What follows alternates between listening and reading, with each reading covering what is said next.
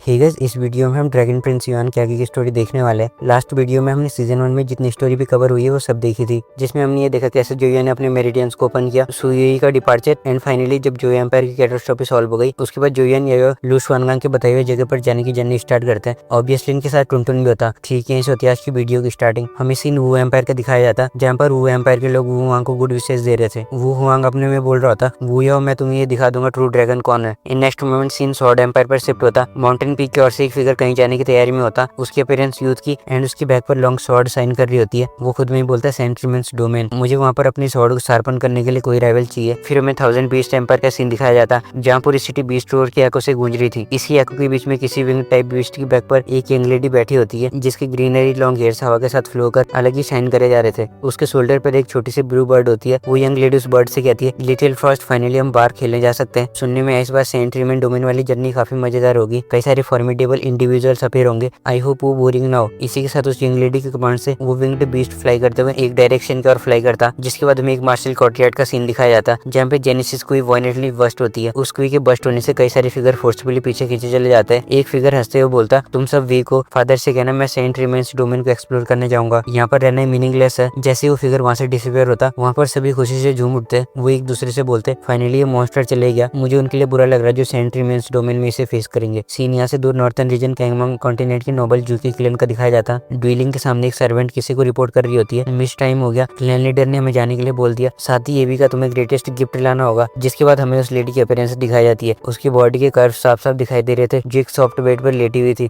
उसके बॉडी के कर्व उसे और भी ज्यादा चार्मिंग एंड एलरिंग बना रहे थे। वो लेडी उस सर्वेंट से हंसते हुए कहती है, फादर को बोलना इस बार मैं अपने लिए एक दूल्हा ढूंढ के लाऊंगी, दूल्हे से ज्यादा और ग्रेटेस्ट गिफ्ट क्या हो सकता। इसी के साथ वो लेडी उस सर्वेंट को और टीज न करते हुए वहां से डिसअपियर हो जाती है। इसी डिसअपियर होने के साथ हमें सीन एक ही माउंटेन का दिखाया जाता जहाँ क्रैक की साउंड पूरे माउंटेन में गूंजती है। उस क्रैक साउंड के साथ कई फिगर एक कैरेज को लेकर जा रहे थे जिनकी स्किन पूरी व्हाइट एंड आंखें एम्प्टी। अगर कोई भी इनको देखता हो तो यही कहता डेड मैंस। जिस पर्सन को ये सारे डेड लाइक मैंस अपने शोल्डर पर ले जा रहे थे वो यामा किंग होता। इन सभी जीनियसेस की डेस्टिनेशन एक ही होती है। सभी कॉन्टिनेंट के यंग मास्टर्स जीनियसेस ने अपना गोल सेंट्रीमेंट डोमेन सेट कर लिया था। सारे अपने अपनी जर्नी कंटिन्यू करते। सीन साउथर्न रीजन के डीप माउंटेन पर शिफ्ट होता जहाँ पर हर जगह बीस्ट रोर सुनाई दे रही थी। इन बीस्ट में से एक लाइन टाइप बीस्ट जो ग्रेड 2 जेनेसिस बीस्ट होता। इस बीस्ट के डर से advance queen nourishing stage cultivator भी से अवॉइड करना पसंद करते हैं, बट इस टाइम कुछ डिफरेंट था। इसका पीछे एक फिगर कर रहा था। वो फिगर डार्क गोल्डन क्वी जेनेसिस का पंच बनाते हुए उस लाइन टाइप बीस्ट की ओर थ्रो कर देता, जिससे वो बीस्ट वहीं हाफ डेड स्टेट में आ जाता। डार्क गोल्डन क्वी से भी आपने ये गैस कर लिया होगा ये फिगर कौन है। ये जोयुआन के अलावा और कौन हो सकता, जिसे जोयुआ एम्पायर को छोड़े हुए 2 मंथ से भी ज्यादा हो गए थे। इस पीरियड में यायो एंड वो कई सारे रीजन से गुजरे, बट ज्यादातर उन दोनों ने जंगल वाला रास्ता फॉलो किया क्योंकि जेनेसिस बीस्ट जोयुआन की ट्रेनिंग के लिए रेयर अपॉर्चुनिटी थी। ऑब्वियस सी बात है, सेंट रिमेंस डोमेन में कई सारे जीनियसेस आएंगे। जोयुआन अपना हर एक सेकंड यूटिलाइज करना चाहता था जिससे वो अपनी स्ट्रेंथ को अपग्रेड कर सके। वो खुद को किसी के सामने डिसएडवांटेज स्टेट में नहीं देखना चाहता था। इन 2 मंथ्स की हार्ड प्रैक्टिस करने के बाद फाइनली जोयुआन के एडवांस क्वीन रेसिंग स्टेज पर ब्रेक थ्रो करने के साइंस फील होता है। जोयुआन खुद में बोल रहा था, वो बीस्ट मेरे एक भी पंच को एंटर नहीं कर पाया। वो खुश हो ही रहा था, इतने में उसके पीछे से एक वॉइस आती है। इसमें खुश होने वाली क्या बात है, ये वॉइस यायो की थी जो अपने हाथ में टुनटुन को लिए जोयुआन से कहती है, 2 महीने हो गए फिर भी तुम अभी तक ओमनी पाइथन क्यू को नहीं ला पाए। जोयुआन यायो के वर्ड सुनकर सरप्राइज फील करता। यायो जोयुआन के एक्सप्रेशन को इग्नोर करते हुए कंटिन्यू करती है, ओमनी पाइथन क्यू ग्रेड 5 की जेनेसिस क्यू है जो ड्रैगन स्क्रिप्चर से ओरिजिनेट होती है। यायो की बात सुनकर जोयुआन हेल्पलेसली उससे बोलता, बिग सिस्टर प्लीज मुझे गाइड करो। इन रिस्पॉन्स में यायो बोलती है, ठीक है पहले तुम टुनटुन के लिए डिनर तैयार करो। जोयुआन भी वैसे ही करता जैसे यायो ने कहा। वापस कैंप में जाकर जोयुआन उस बीस्ट को रोस्ट करता है जिसे उसने हंट किया। जैसे ही रोस्टेड मीट की फ्रेग्रेंस वहाँ स्प्रेड होती है, यायो जोयुआन से कहती है, तुम्हें रिसेंटली ओमनी पाइथन क्यू होने का सेंस हुआ। जोयुआन डम होल्ड ली, थोड़ी देर तक सोचने के बाद अपना हेड शेक करता। यायो जोयुआन का आंसर सुनकर टुनटुन से कहती है, जाओ उसे दे दो। टुनटुन ये सुन के एक्साइटेड हो जाता। उसकी आइज ब्राइटली शाइन करती है। टुनटुन को ऐसा देखकर जोयुआन डर से पीछे चले जाता। वो टुनटुन से कहता है, रुको तुम क्या करने वाले हो, बट टुनटुन कहाँ सुनने वाला था। वो जोयुआन को इग्नोर करते हुए उसके और अपने पाव से अटैक करता। जोयुआन भी अपने आर्म को लिफ्ट करते हुए टुनटुन के अटैक को डिफेंड करता, जिससे उसके हैंड से डार्क गोल्ड जेनेसिस की अचानक से फ्लो होती है। बट टुनटुन के अटैक को जोयुआन डिफेंड नहीं कर पाता एंड उस अटैक से दूर एक ट्री के पास खींचे चले जाता। वो पेन से चिल्लाते हुए कहता, यू लिटिल बास्टर्ड, तुम्हें जो खिला रहा है तुम उसे ही काटने चले। आज के बाद मुझसे एक्सपेक्ट मत करना कि मैं तुम्हें कोई मील दूं। ये सब सुनकर यायो कैसे निकल जाती है। वो हंसते हुए जोयुआन से कहती है, क्या तुम्हें जेनेसिस क्यू में कुछ चेंजेस फील हुए। इन रिस्पॉन्स में जोयुआन जो टुनटुन की ओर घूर घूर के देख रहा था वो यायो से हेजिटेंट लुक में बोलता, हाँ मुझे ऐसा फील हुआ लाइक ओमनी क्यू पाइथन मेरे फ्लैश एंड ब्लड के साथ मर्ज हो रही हो। यायो कहती है, उस फीलिंग को ग्रेस्प करो एंड सब कुछ नेचुरली होने दो। ये सब बोलते हुए यायो टुनटुन का इशारा करती है, बट टुनटुन जोयुआन के लास्ट थ्रेड सुनकर उसकी ओर कंटिन्यूअसली घुरे जा रहा था, कहीं जोयुआन उसे सच में कोई मील ना दे। जोयुआन टुनटुन से कहता, चलो स्टार्ट करते हैं, मैं रेडी हूँ। टुनटुन जैसे ये सुनता वो एक्साइटेडली बार करते हुए अपने टीनी पाव से जोयुआन को अटैक करता। आइदर साइड जोयुआन के एक्सप्रेशन सोलमन हो जाते, बट वो ये सब माइंड नहीं करता। जाता है, वैसे ही करता जैसे यायो ने कहा। जेनेसिस क्यू में चेंज को फील करता। कुछ ही टाइम बाद उसे रियलाइज होता किसी टाइप की जेनेसिस क्यू इसके फ्लैश एंड ब्लड के साथ मर्ज हो रही है। ये प्रोसेस कुछ टाइम तक चलती रहती है, जिसके बाद जोयन को दिखता उसके हाथ में ग्रीनिश ग्लो हो रहा। इन नेक्स्ट मोमेंट तो ग्लो और भी ज्यादा डीपर होता जाता। इससे ये होता जब इस बार टुनटुन का अटैक जोयन को हिट करता, उससे पहले जैसा पेन नहीं हुआ। जब जोयन अपने आर्म को फिर से देखता, वो ग्रीनिश ग्लो उसकी बॉडी के साथ इंटीग्रेट होकर डिसअपीयर हो जाती है। वो कंफ्यूज लुक में बोलता ये क्या था। यायो स्माइल करते हुए बोलती है ये ओमनी पाइथन क्यू की पहली एबिलिटी मैजिकल पाइथन स्किल है। जब बॉडी कोई अटैक एनकाउंटर करती है, ओमनी पाइथन की ऑटोमेटिकली अपने ओनर को प्रोटेक्ट करती है। मैजिकल पाइथन स्किल्स के 3 लेवल होते हैं जो उनके कलर से कैटेगराइज्ड है। First level green, second level gold and जो थर्ड लेवल है वो पर्पलिश गोल्ड। जब तुम ओमनी पाइथन के third level purplish gold level को अचीव कर लोगे, उसके बाद फिर चाहे कोई एल्फ ओरिजिन एक्सपर्ट अपनी पूरी स्ट्रेंथ लगा ले, वो तुम्हारी डिफेंस को ब्रेक नहीं कर पाएगा। ये सब सुन के जोयन शॉक हो जाता। उसे भरोसा ही नहीं हो रहा था मैजिकल पाइथन स्किल्स ऐसी डिफेंसिव पावर पोजेस करता होगा। वो खुश होते हुए बोलता ओमनी पाइथन की अमेजिंग है। उसकी खुशी का कोई ठिकाना ही नहीं रहता। खुश तो नहीं था, आखिर जो अटैक टुनटुन ने किया था वो initial heaven gate stage cultivated power जितना था, फिर भी वो अटैक जोयन के डिफेंस को ब्रेक नहीं कर पाया। In other words green magical python skills heaven gate experts के अटैक को ब्लॉक करने में कैपेबल है। जोयन को एक और टर्म कार्ड मिल गया था, इसलिए उसका खुश होना जाहिर सी बात है। जिसके बाद ये तीनों अपनी जर्नी कंटिन्यू करते हैं। यायो मैप को देखते हुए बोलती है हम नेक्स्ट 3 दिन में माउंटेन से बाहर निकल जाएंगे। माउंटेन से निकलने के बाद सबसे पहले गू टेरिटरी आती है जो किसी गू क्लैन के अंडर आती है। साथ ही यायो स्माइल करते हुए बोलती है ये गू क्लैन काफी इंटरेस्टिंग सा लग रहा। ये सुन के जोयन इंस्टेंट फील करता क्योंकि कुछ ही चीजें जो यायो के अटेंशन को अट्रैक्ट करे। वो गैस कर लेता गू क्लैन में कुछ तो इंटरेस्टिंग सा होगा जो यायो की नजर में आया। यायो एक्सप्लेन करने लगती है गू क्लैन के मेंबर के पास स्ट्रॉन्ग स्पिरिट्स होती है, इसलिए वो क्लैन जेनेसिस रून्स में प्रोफिशिएंट होता है। जोयन शॉक्ड लुक में बोलता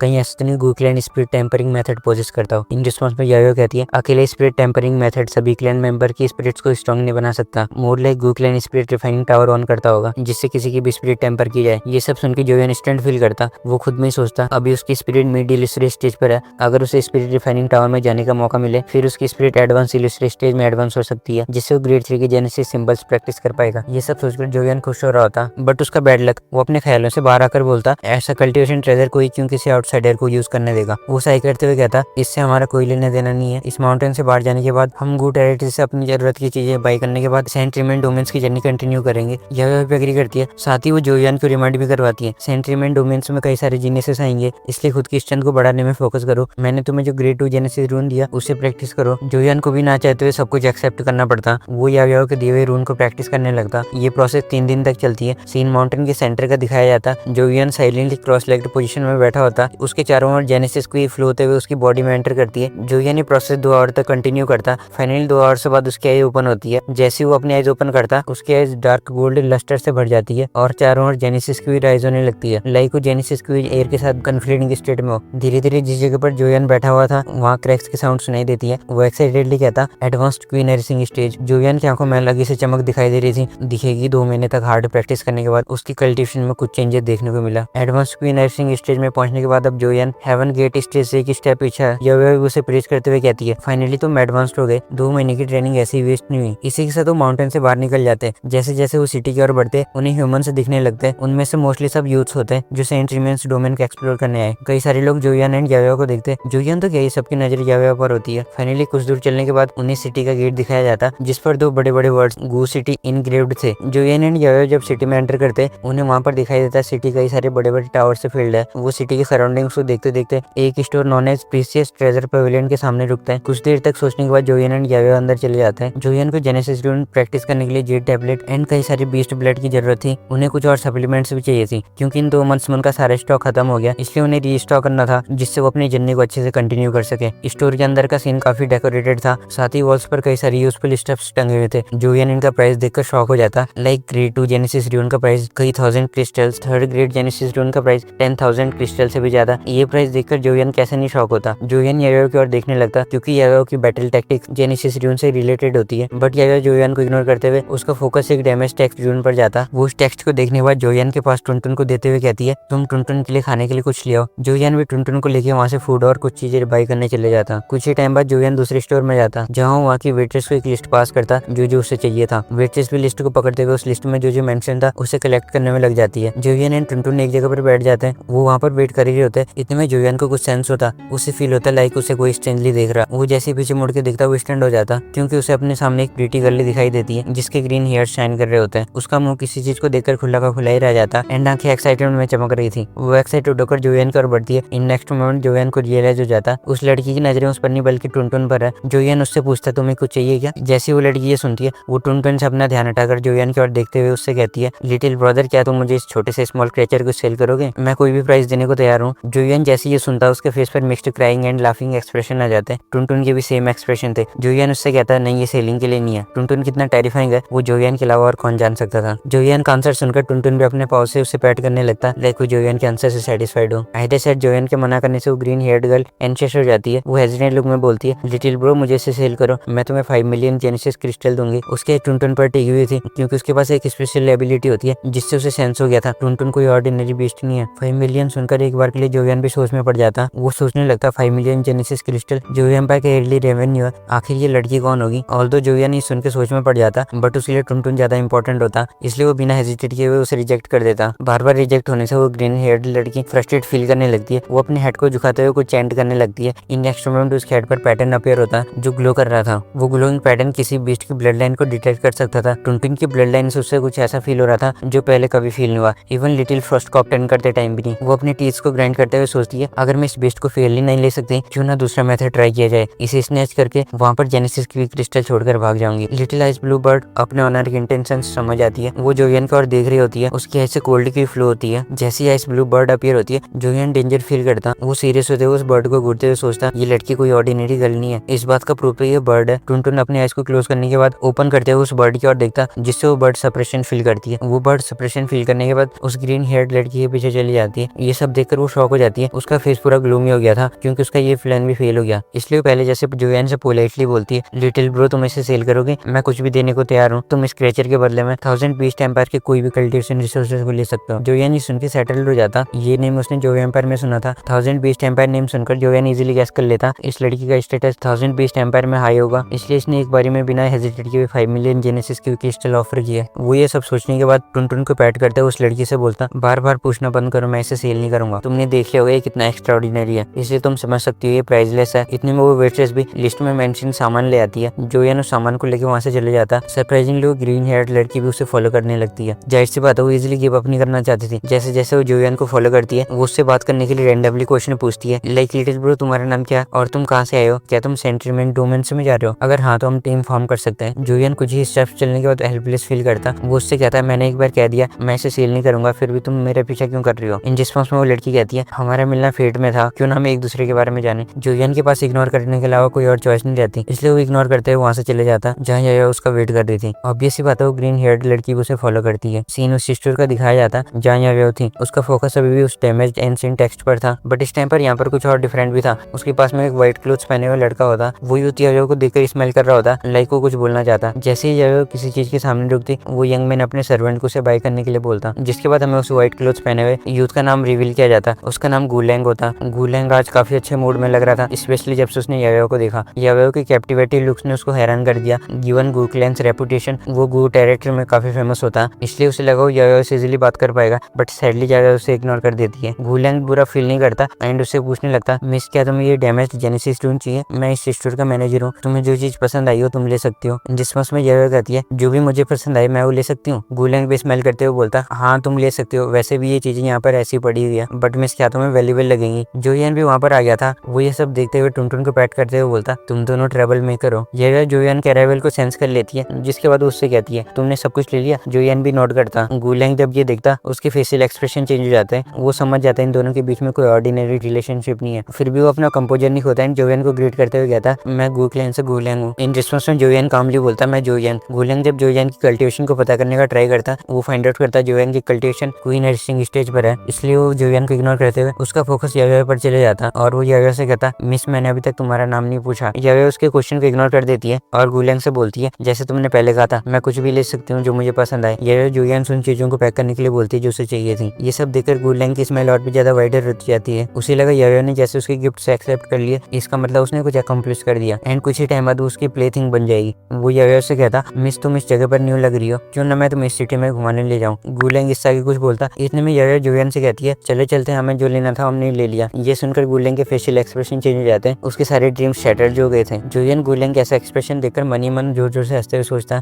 एक और फुल, इसे ऐसा क्यों लगा याया उसकी ऐसी मीठी मीठी बातों और गिफ्ट से इंप्रेस हो जाएगी। जोयन ज्यादा माइंड नहीं करता, याया के साथ बाहर जाने लगता। वो आगे बढ़ते ही इतने में गुलैंग उनका रास्ता रोक देता। याया उसके और क्वेश्चनली देखते हुए कहती है क्या हुआ, कुछ कहना है क्या। इन रिस्पॉन्स में गुलैंग बोलता तुम यहाँ पर आई हो ये फेट का खेल है, मेरे क्लैन का स्पिरिट रिफाइनिंग टावर कल ओपन हो रहा, कई सारे जीनियसेस स्पिरिट टावर में अपने स्पिरिट्स को ट्रेन करने आएंगे, अगर तुम दोनों इंटरेस्टेड हो मैं तुम्हें 2 स्पॉट दे सकता हूँ। इसी के साथ वो अपने पास से 2 ब्रॉन्ज टोकन जोयन को देता। इनिशियली जोयन हेजिटेट करता बट यायो उसे एक्सेप्ट करने के लिए बोलती है। जोयन यायो टोकन लेने के बाद वहाँ से चले जाते हैं। इनके जाने के बाद गुलैंग किसी से बोलता जाओ उनका पीछा करो, वो कहाँ रुक रहे, आफ्टर ऑल मेरे गिफ्ट्स कोई ऐसे नहीं ले सकता। खैर इसका जो सोचना है वो सोचने देते। हम अभी वापस जोयन एंड यायो पर आते हैं। वो दोनों स्ट्रीट पर चलते हुए बातें करते हैं। जोयन बोलता मुझे इसमें कुछ फिशी लग रहा, ऐसा ट्रेजर क्लैन मेंबर्स के लिए इनफ हो वही बहुत बड़ी बात है, बट गू क्लैन के लोग आउटसाइडर्स को टावर में एंटर करने दे रहे हैं। यायो भी एग्री करते हुए कहती है हाँ कुछ ना कुछ गड़बड़ है। साथ ही वो ये भी बोलती है टोकन एक्सेप्ट करने का रीजन ये है उस टावर के अंदर स्पिरिट टेम्पर करने से तुम्हारी स्पिरिट एडवांस इलिस्ट्रेट स्टेज पर एडवांस हो सकती है। जो यानी सुन के एक्साइटेड हो जाता। ऑलमोस्ट हाफ ईयर से उसकी spirit mid stage illustrate stage पर है। अब जब उसे अपग्रेड करने का मौका मिला फिर वो कैसे न एक्सेप्ट करता। ऊपर से यायो के वर्ड सुनकर जोयन और भी ज्यादा खुश हो जाता। यायो उससे कहती है जो भी होगा देखा जाएगा, अगर कोई प्रॉब्लम होगी गू क्लैन हमें नहीं रोक सकता। ये चलते चलते अपनी बातें करते रहते हैं। इतने में यायो एक जगह पर रुककर जोयन से कहती है उसके साथ क्या मैटर है, वो हमें कई टाइम से फॉलो कर रही है। जोयन सुन के स्टैंड हो जाता। वो उस साइड देखता जहाँ यायो की नजरें गई। उसे फिर से वो ग्रीन हेयर्ड लड़की दिखती है जो अभी भी जोयन को फॉलो कर रही थी। वो green haired girl Joyan and Yayo के पास आकर बोलती है बिक्सिस आप बहुत प्रीटी हो, बट यायो की नजरें तो जोयन पर थी। जोयन बैकवर्ड फील करते हुए एक्सप्लेन करने लगता हम पहले मिले वो टुनटुन को बाय करना चाहती है। यायो जोयन की बात सुनकर उस ग्रीन हेयर्ड गर्ल को ऑब्जर्व करने के बाद बोलती है एक बेस्ट हार्ट कम्युनिकेटर। जैसे वो ग्रीन हेयर्ड गर्ल यायो के वर्ड सुनती है वो शॉक लुक में उसे देखने लगती है। ये उसके लिए फर्स्ट टाइम था किसी ने उसको ऑब्जर्व करते ही उसकी आइडेंटिटी बता दी। बट जोयन को ये टर्म समझ नहीं आती। वो पजल लुक में यायो से पूछता बीस्ट हार्ट कम्युनिकेटर ये क्या होता। यायो जोयन को समझाती है इस लड़की के पास बीस्ट से कम्युनिकेट करने का टैलेंट है, वो 10,000 बीस्ट को कमांड एंड उनके पावर्स को बोरो कर सकती है, इसलिए उससे हल्के में मत लो। ये लड़की कोई ऑर्डिनरी लड़की नहीं है। वैसे तो जोयन ने ये सब पहले ही गैस कर लिया था कि ये ग्रीन हेयर्ड लड़की ऑर्डिनरी नहीं है, बट यायो की एक्सप्लेनेशन सुनने के बाद जोयन और भी ज्यादा शॉक हो जाता। उसने एक्सपेक्ट नहीं किया था इस लड़की के पास ऐसी एबिलिटी होगी। वो ग्रीन हेयर्ड लड़की यायो से बोलती है बिक्सिस तुम काफी फॉर्मिडेबल हो। इसी के साथ वो वहाँ से जाने वाली होती है बट न जाने क्यों बिना टुनटुन लिए नहीं जाना चाहती थी। वो एक लास्ट बार उनसे पूछती है क्या तुम सही में इसे सेल नहीं करोगे। इन रिस्पॉन्स में यायो बोलती है टुनटुन फ्री क्रिएचर है, हम तुम्हें नहीं रोकेंगे अगर तुम इसे अपने आप को फॉलो करने के लिए मना सकती हो। यायो की बात सुनकर वो ग्रीन हेयर्ड लड़की हैप्पी फील करती है और कहने लगती है तुम अपने वर्ड्स पर रिग्रेट मत करना। इसी के साथ वो जोयन के पास जाकर टुनटुन के हेड पर हाथ रखकर कुछ चैंट करने लगती है। वो कॉन्फिडेंट होती है वो टुनटुन को इजीली मना लेगी क्योंकि आज तक उसे किसी भी जेनेसिस बीस्ट ने असिस्ट नहीं किया, इसलिए वो श्योर थी। बट सरप्राइजिंगली आज उसे अनएक्सपेक्टेड रिजल्ट देखने को मिला। जैसे वो अपना पाम टुनटुन के हेड पर रखती है टुनटुन के फॉरहेड पर सेम पैटर्न ग्लो होने लगता है जो उस ग्रीन हेयर्ड लड़की के हैंड में शाइन कर रहा था। इनिशियली वो एक्साइटेड हो जाती है बट इन नेक्स्ट मोमेंट वो पैटर्न डिस्ट्रॉय हो जाता है। उसे समझ नहीं आता ये क्या हो रहा। वो डम होल्डली कहती है ये इम्पॉसिबल है। उसे खुद पर भरोसा ही नहीं हो रहा था। उसके लिए फर्स्ट टाइम था किसी बीस्ट ने उसके कम्युनिकेशन को रिजेक्ट किया हो। वो यायो से पूछती है ऐसा क्यों। यायो उससे कहती है इसकी ब्लड लाइन पावरफुल है, तुम इसके सामने वीक हो। एग्जाम्पल के लिए तुम ऐसा समझ सकती हो क्या तुम किसी आंट से कम्युनिकेट करोगे जो तुमसे कम्युनिकेट करना चाहती हो। जोयन भी ये सब देख रहा था। वो टुनटुन के अमेजमेंट लुक से देखता और खुद में सोचता अगर ये ग्रीन हेयर्ड लड़की टुनटुन के सामने आंट समान है फिर मैं क्या हूँ। टुनटुन भी जोयन को और देखते हुए टीजिंग वे में इशारा करता तुमने रियलाइज कर लिया। यायो इन दोनों जोयन एंड उस ग्रीन हेयर्ड लड़की को डिप्रेस्ड होता देखकर स्माइल करने लगती है। जिसके बाद इन तीनों के बीच में कुछ ऐसी बातें होती है like spirit refining tower related, क्योंकि उस लड़की ने भी स्पिरिट रिफाइनिंग टावर में जाने के लिए टोकन लिया था। साथ ही आपस में अपने बारे में बताते हैं। यहाँ पर फर्स्ट टाइम में इस ग्रीन हेयर्ड लड़की का नाम रिवील किया जाता। इसका नाम लूलू होता। ये अपनी बातें खत्म करने के बाद एक दूसरे से फेयरवेल ले लेते हैं। सीन नाइट टाइम का गू सिटी के सेंटर में एक चैम्बर का दिखाया जाता। एक पर्सन किसी से बोल रहा होता सब कुछ प्रिपेयर हो गया। इन रिस्पॉन्स में दूसरा फिगर बोलता यस फादर सब रेडी हो गया। ये गुलैंग होता। जिस पर्सन की वॉइस पहले आई थी वो उसका फादर होता। वो गुलैंग से बोलता तुम स्पिरिट एक्सट्रैक्ट करने के लिए सुटेबल कैंडिडेट चूज करना जिससे उनकी स्पिरिट से ऑब्जर्व करने के बाद मेरी स्पिरिट कॉर्पोरियल स्टेज में एडवांस हो सके। गुलैंग भी एग्री करते हुए कहता मैंने चूज कर लिए। टावर के अंदर जाते ही वो हमारे ट्रैप में फंस जाएंगे। जैसे जैसे गुलैंग ये बोल रहा था वैसे ही वो लिस्ट भी देख रहा होता। उस लिस्ट में जोयन एंड यायो के नेम भी थे जिसे देखकर गुलैंग ये रिसी स्मेल करता। अब गुक्लैन ने क्या क्या प्रिपेयर किया एंड स्पिरिट रिफाइनिंग टावर में क्या क्या होगा, जोयन एंड यायो को क्या क्या फेस करना पड़ेगा, वो सब हम नेक्स्ट वीडियो में देखेंगे जिसमें बहुत मजा आएगा। मजा आएगा भी क्यों नहीं, जोयन एंड यायो पूरे क्लैन को जो निपटाने वाले हैं। एनीवेज ये सब हम नेक्स्ट वीडियो में देखेंगे। अभी के लिए आप ये वीडियो एंजॉय कर सकते हो।